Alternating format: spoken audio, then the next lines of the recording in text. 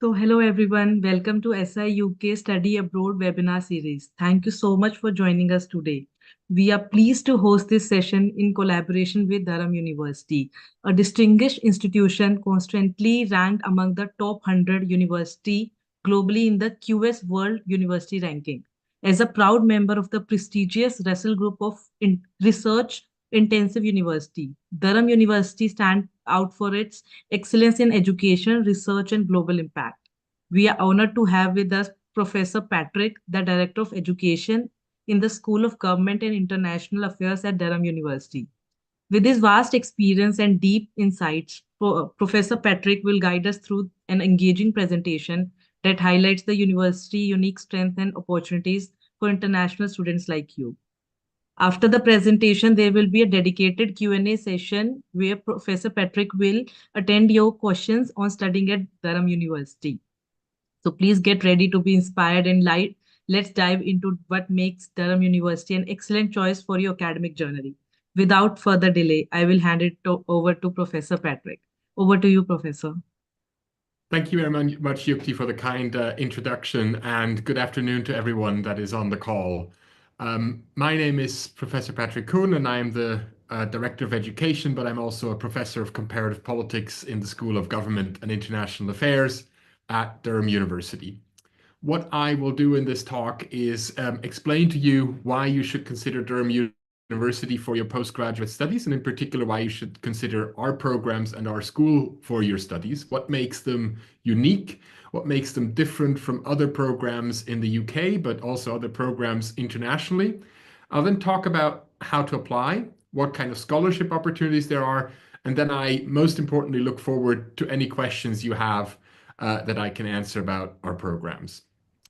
So Durham, as many of you might not know, is in the northeast of England, as you can see on the map on the left-hand side. It is located not too far away from the coast, maybe about half an hour with the car.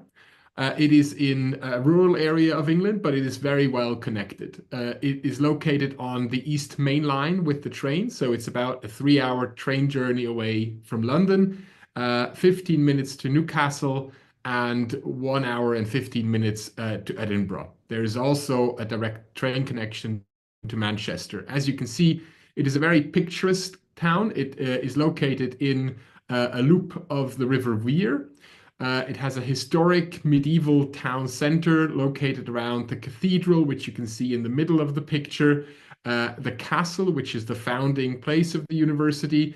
But the town now spreads, of course, outside of the peninsula, as you can see to the left and the right. And if you look at the very, very bottom corner of the right image, you can see the beginning of the science site, which is the main campus. Everything is in walking distance, but there are also bus services throughout the city.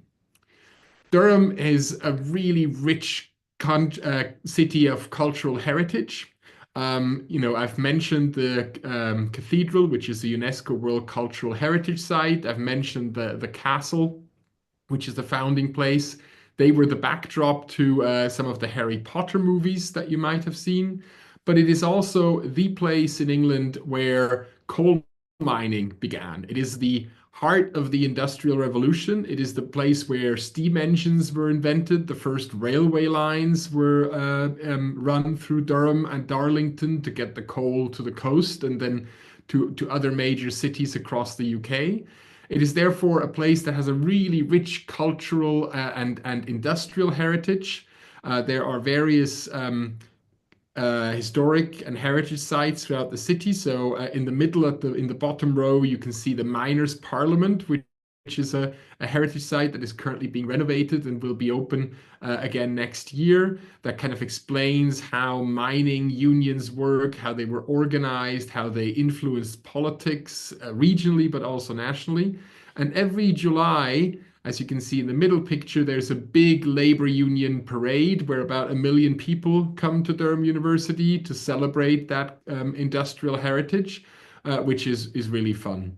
But of course, we are also located next to bigger cities that have Premier League football clubs, so Newcastle, as you might know, or Sunderland. So if you are into football, as my son is, then you will have the chance to catch a Premier League game when you're at Durham. So why should you come to Durham University? So the university is a world-class academic institution. We are ranked within the top 100 universities out of 1,500. That is quite an achievement. We are also ranked very highly in the top 10 across a series of different rankings within the UK. Durham is an old English university.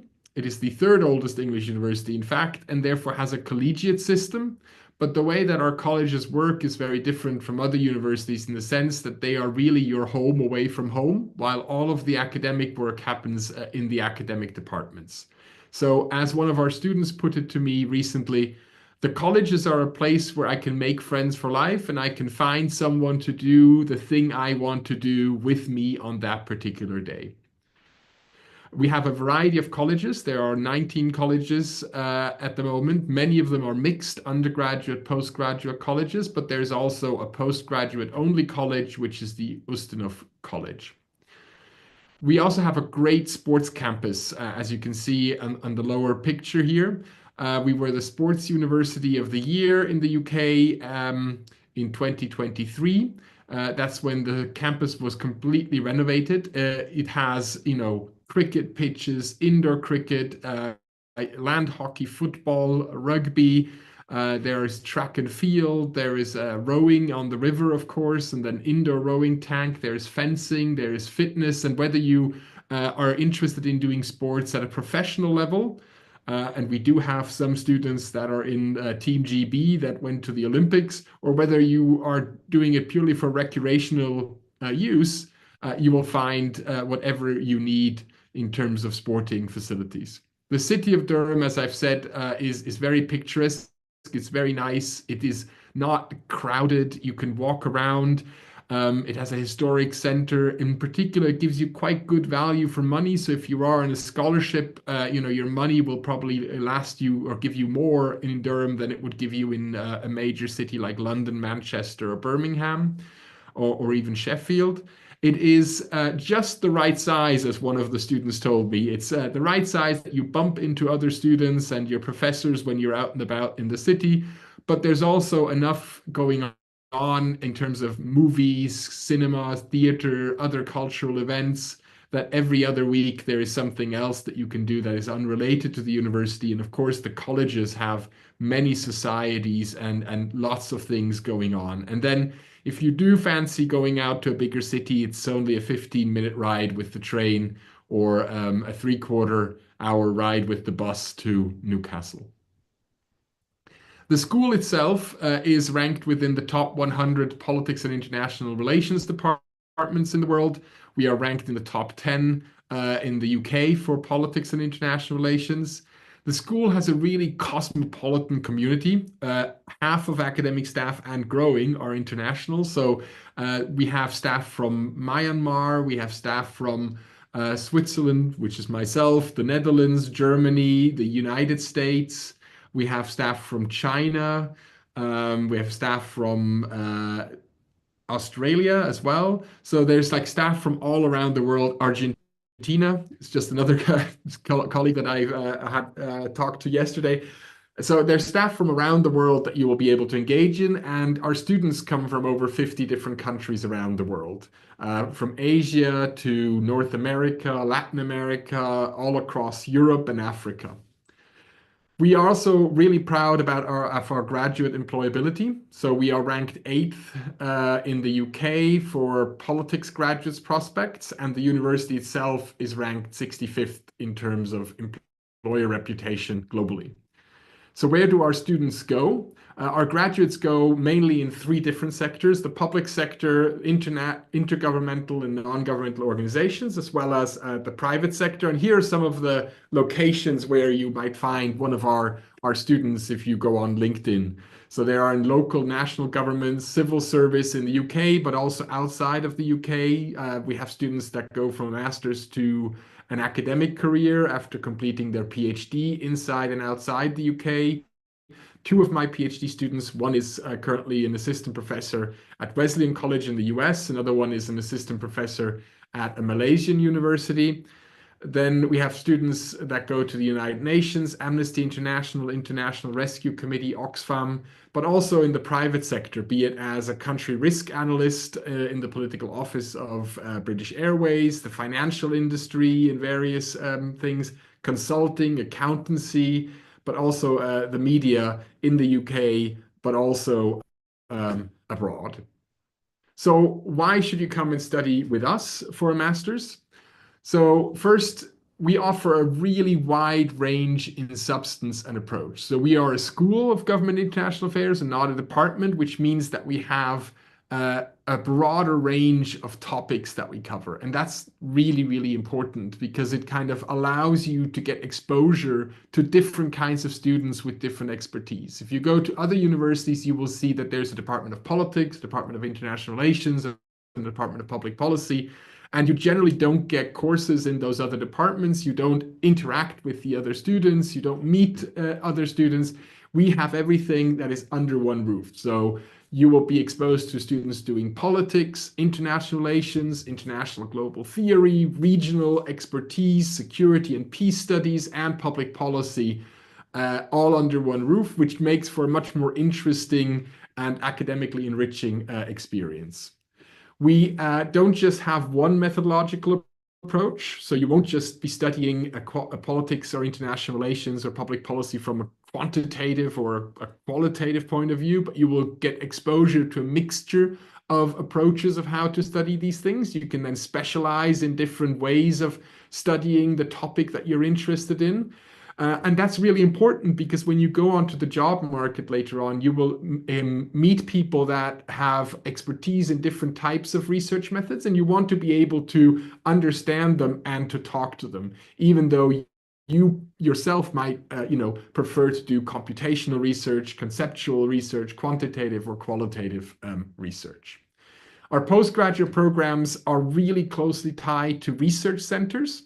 So the school has a variety of research centers, and they are your academic home within the department, and they give you access to a rich array of cutting-edge research and the affiliated professors and academics that you can interact with alongside your studies.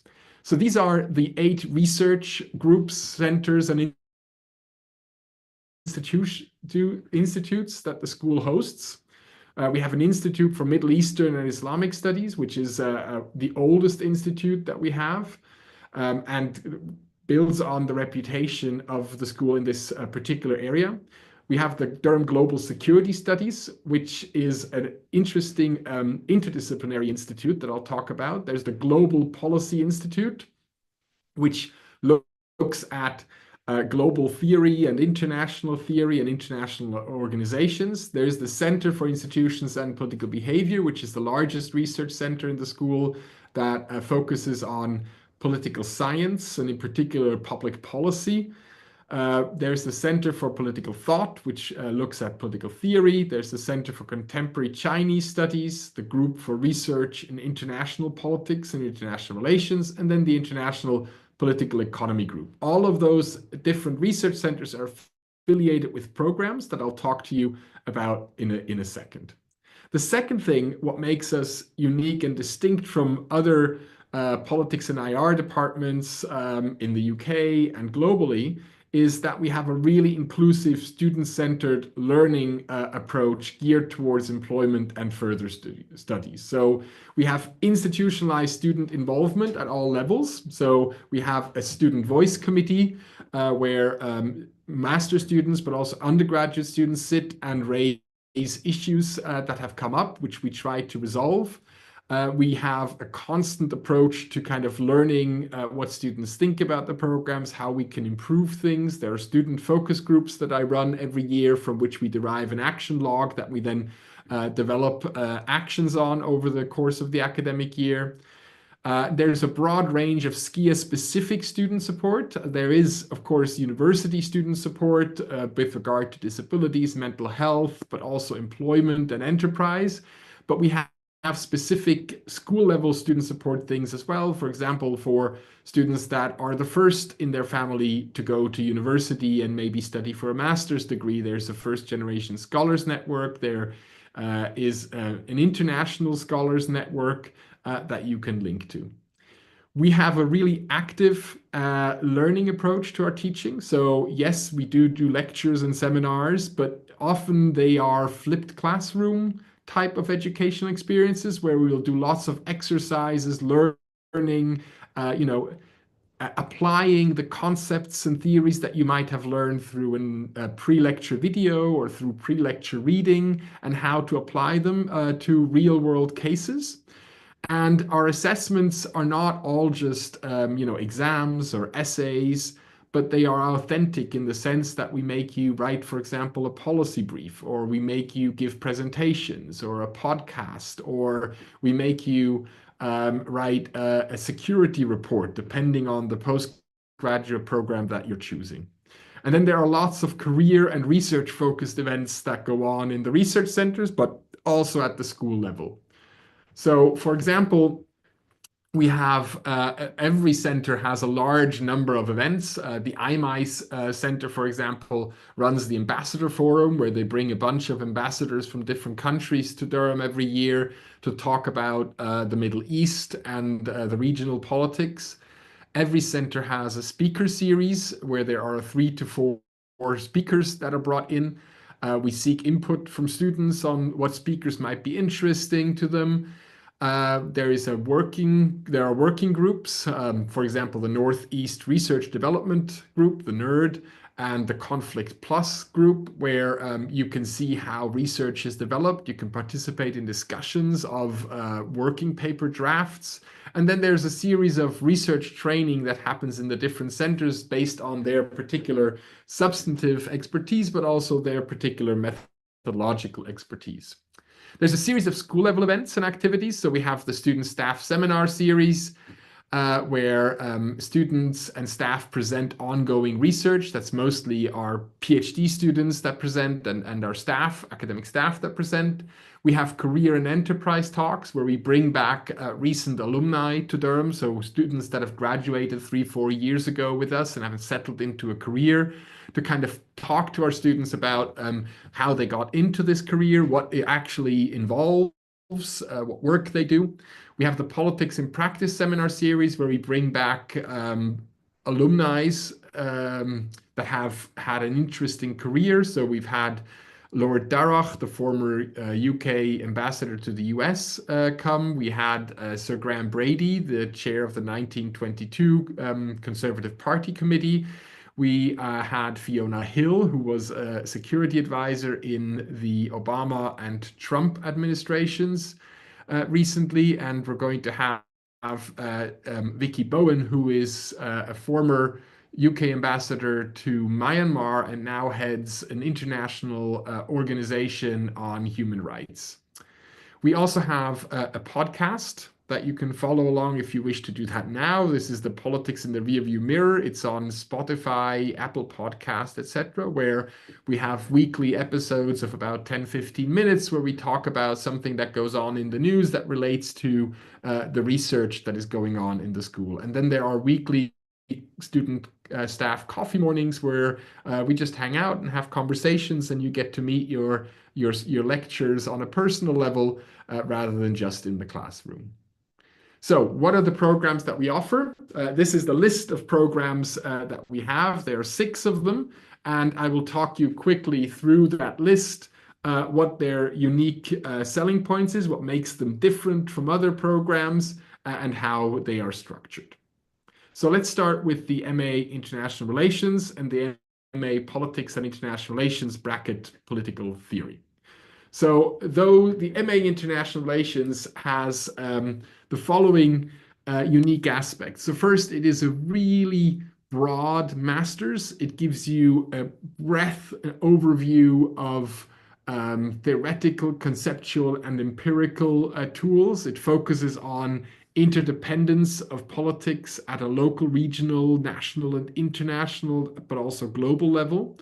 And in addition to getting this broad overview, both substantive, methodologically, and at different levels, it also gives you the chance to apply that knowledge into a regional expertise. So you could choose a European expertise, a Middle Eastern or an East Asian expertise, which allows you to kind of see how these general concepts and theories are applied in different contexts and what they help explain and help make sense in the world. This master's is tied to the research group on international politics and the International Political Economy Research Group, and gives you a grounding in those different topics.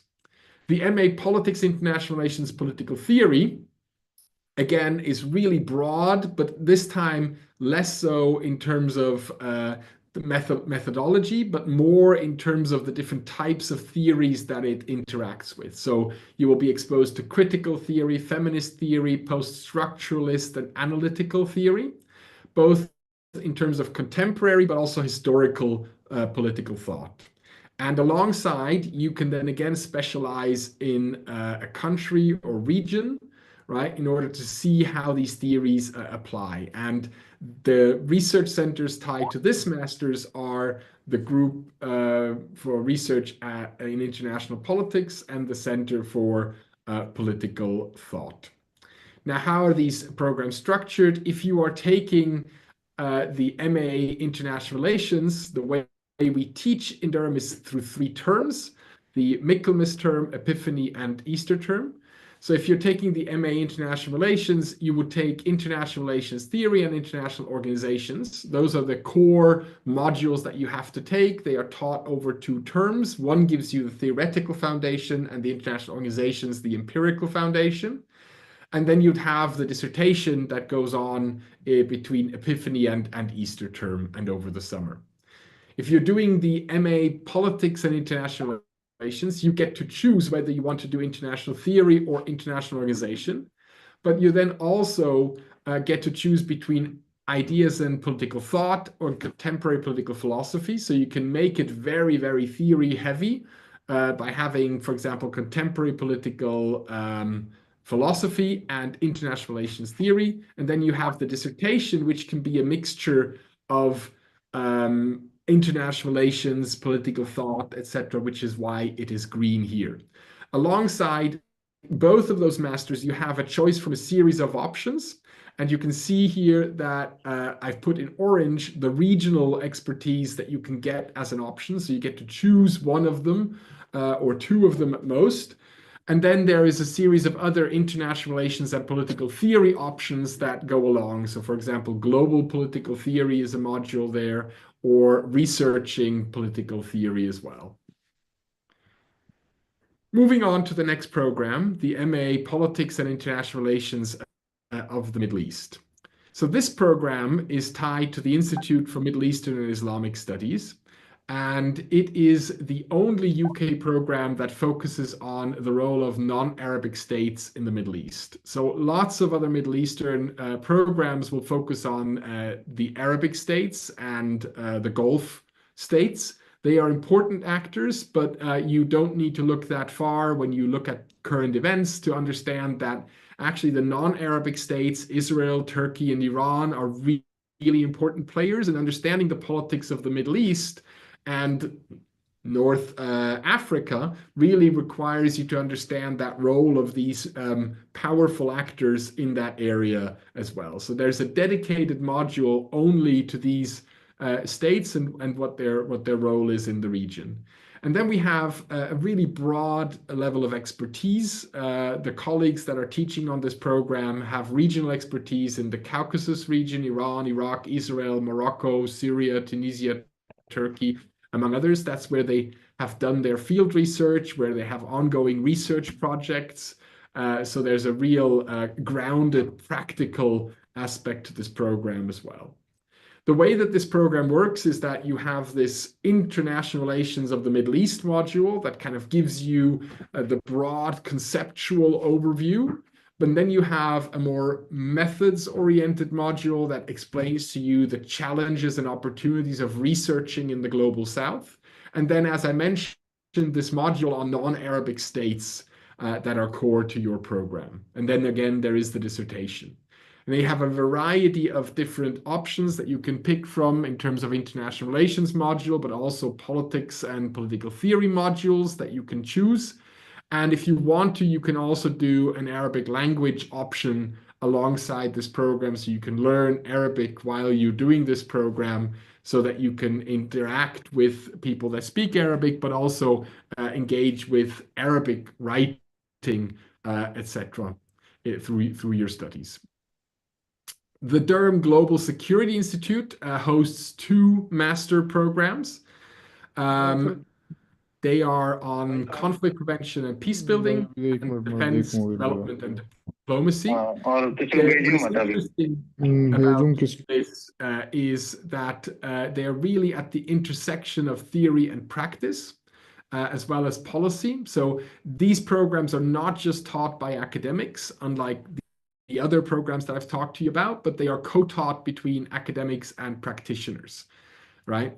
So most of these courses will have always someone from an international organization, from a non-governmental organization that co-teaches some of the modules.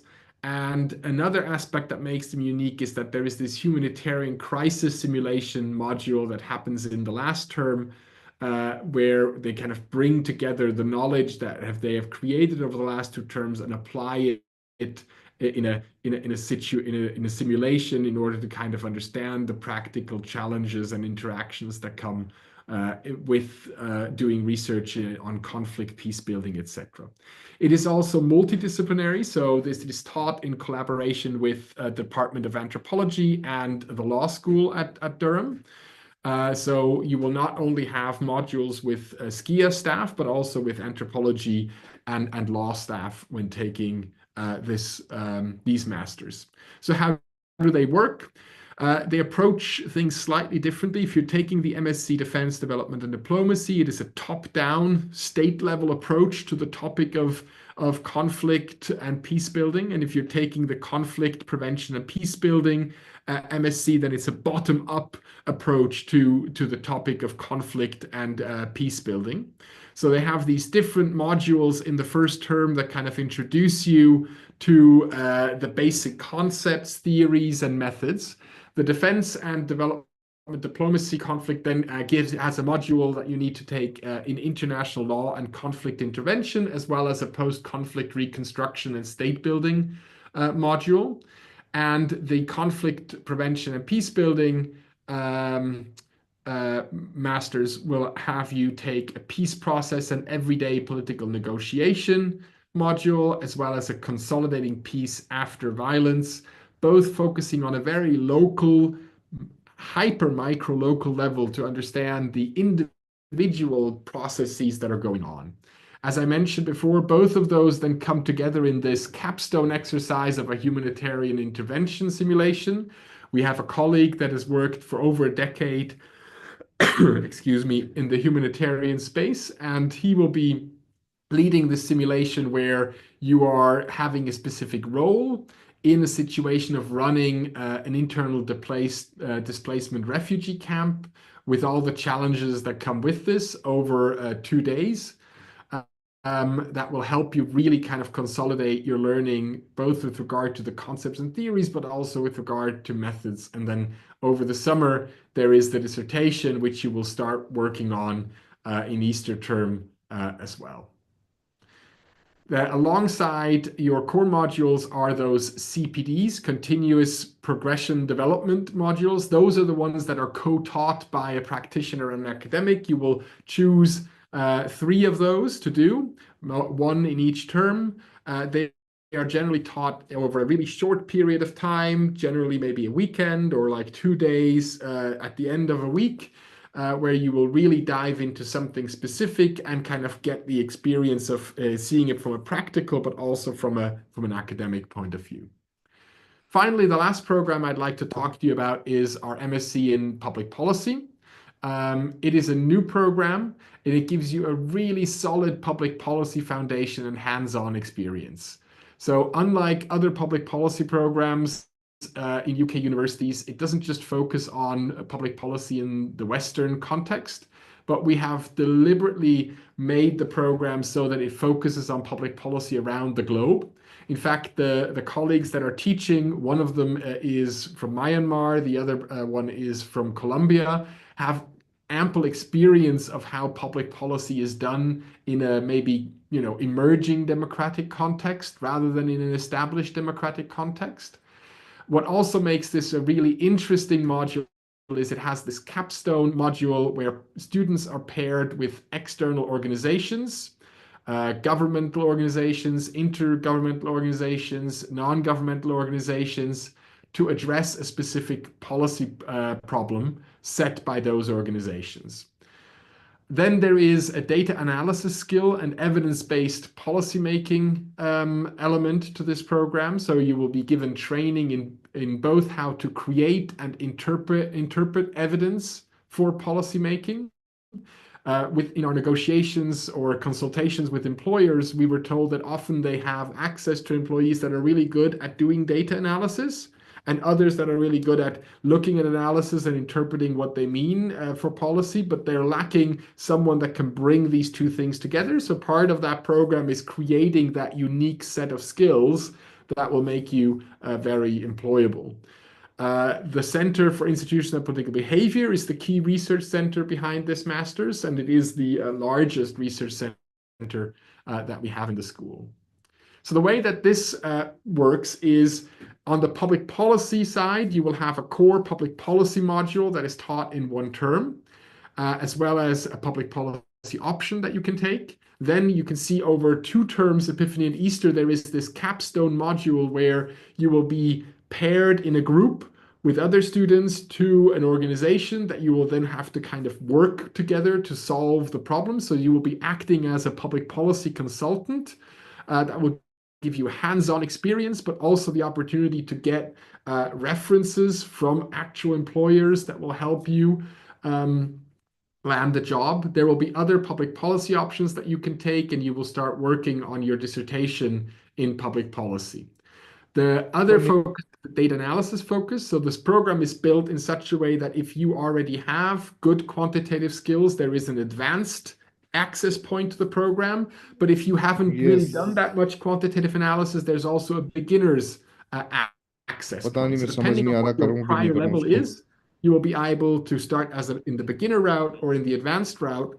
And in the first term, we will kind of get you to the level that we then bring you back together अब मेरे again को तो वो भी नहीं दिख रहा on है क्या हो inference, and you will have data science मेरे को options तो मेरा क्वेश्चन ही दिखना बंद हो गया as you go through the program. So let's come to admissions and तो बोला भाई scholarships. नहीं And हो this is पाएगा where you should get your screen capture ready or अभी मेरे your से cell पोस्ट phone करवाया इसने पता तुम्हें because I will show you some QR codes where you can get further इन्होंने भी पोस्ट कराया मुझसे information as well. मेरा So पिछला how क्वेश्चन do हट you गया apply? You can apply to Durham throughout the year. There's an application portal which will require you to fill in some basic information. What we require from you is an undergraduate transcript and a personal statement of why you would like to study this program and what prepares you in your past or in your CV to study this program. Especially the MSc in Defense Development Diplomacy, the conflict prevention and peace building, but also the public policy masters are really transitional masters. So no matter what your background is, if you are thinking as a scientist, you want to move into public policy, or you want to as someone that has done humanities move into this space, then these are really masters that help you. So we don't have a specific background requirement. The academic criteria are listed there as well. And then there are language requirements. They are slightly higher for the MSc programs because we are interacting with colleagues and practitioners outside of the university and the school. All of these QR codes lead you to the appropriate Durham website where you can find additional information about all of this. There are several scholarships. The Chevening Scholarship will have already closed by now, but the Commonwealth Master's Scholarship is still available and I think closes in mid-December. And then there is the Durham International Scholarships, which gives you a reduction in tuition fees. that is available throughout the year that you can employ. The university has a website which you can access through the QR code here with a full list of scholarships where you can see for which scholarships you are eligible. So there's much more information on all of our programs. You can find it on our PGT website, where every program there is a description of everything I've just said, but also student testimonial videos, contact and information about the academic staff that are teaching on the program. And if you have a question that I can't answer in just a second, or that you would like us to address, please feel free to contact us at politics.department@durham.ac.uk. We also are active on social media. We have an Instagram page, but also a Facebook page where you can follow along and see what activities they have. And as I've mentioned, we have a podcast that has weekly 10, 15 minutes episodes. All of these QR codes lead you directly to the place where you can follow us on social media, follow the podcast to see what the school covers in terms of topics and so forth. But you can get more information as well. So with that, I look forward to answering any questions you have. Thank you so much, Patrick, for giving us this insightful presentation. Now time for Q&A session. I will help you call out the questions from the Zoom chat box. So, first question is, what are the key research areas within the School of Government and International Affairs? So the key research areas are really related to the different research centers. So if I go back to the slide about the research centers, give me just a second. You will see what they are. So there are, to some extent, first like general research in international political theory and in political theory. So those are the groups for research in international politics and political thought. But then there are more specific areas. So you can see there's a Center for Chinese Studies. So there's an expertise in Chinese politics and the role of China as a rising power in the world. But then there's also the Middle Eastern Institute, which will focus on Middle Eastern politics and the conflict in the Middle East and how that shapes the global political economy, but also the interaction between the West and China. Then there is the Center for Institutional and Political Behavior, which really looks at how people form political opinions in different contexts, how these political opinions are expressed both in an institutional way through elections, but also in a non-institutional way through protests and conflict. There is also the International Political Economy Group, which looks at how states and interact with the global, but also with their local economy in order to address things like commodity booms or financial crises. And then finally, the last center is the Global Policy Institute, which looks at really global problems like climate change, increasing inequality, the role of natural disasters, and what that means for politics and for the different political systems that we have.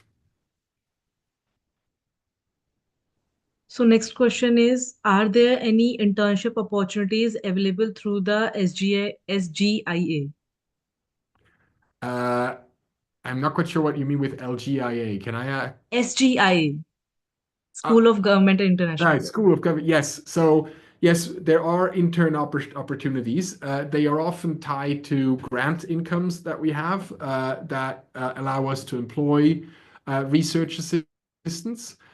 There's always some opportunities available every year. I can't guarantee that there's going to be one for every single student, etc., in the area that they would like to.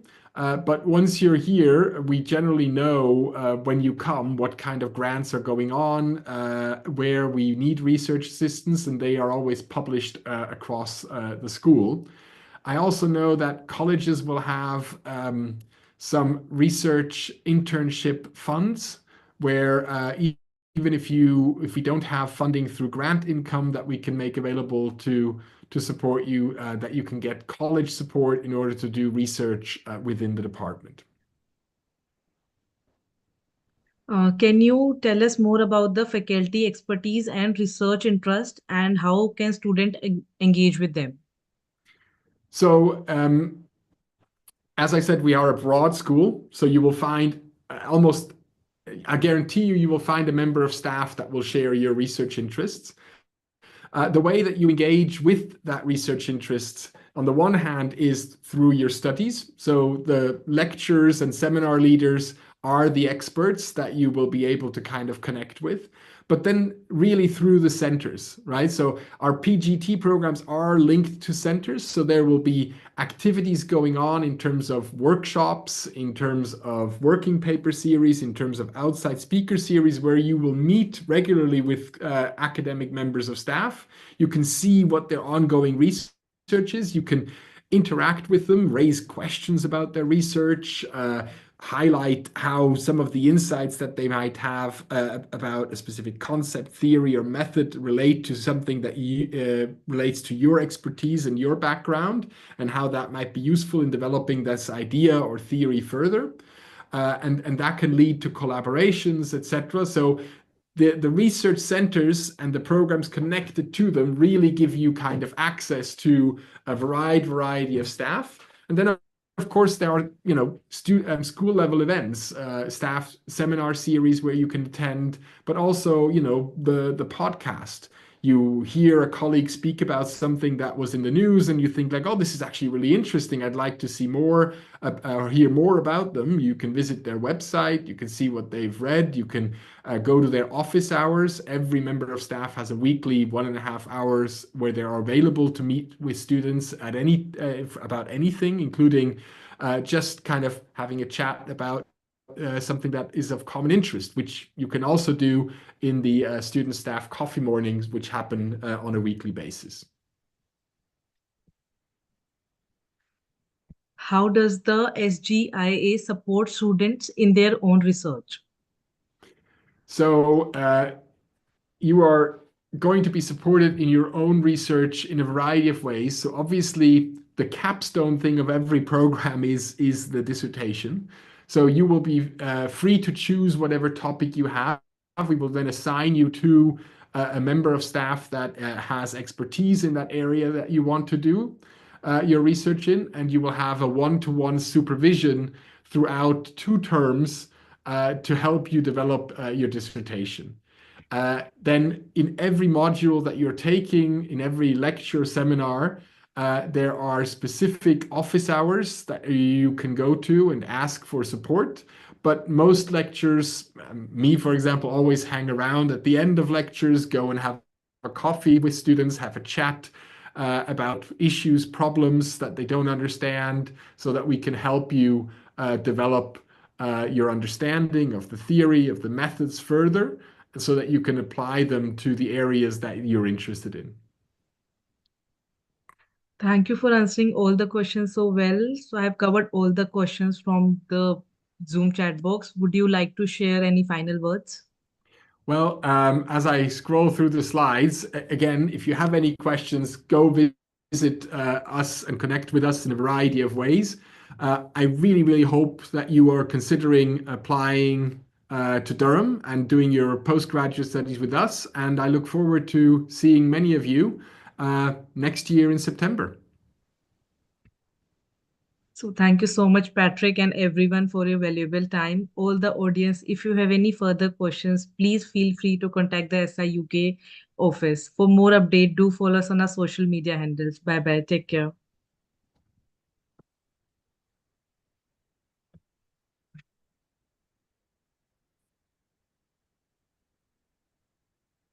Thank you, Yukti, for everything. Have a good Thank you so much, Patrick. rest of the afternoon. Yeah, likewise. Thank you.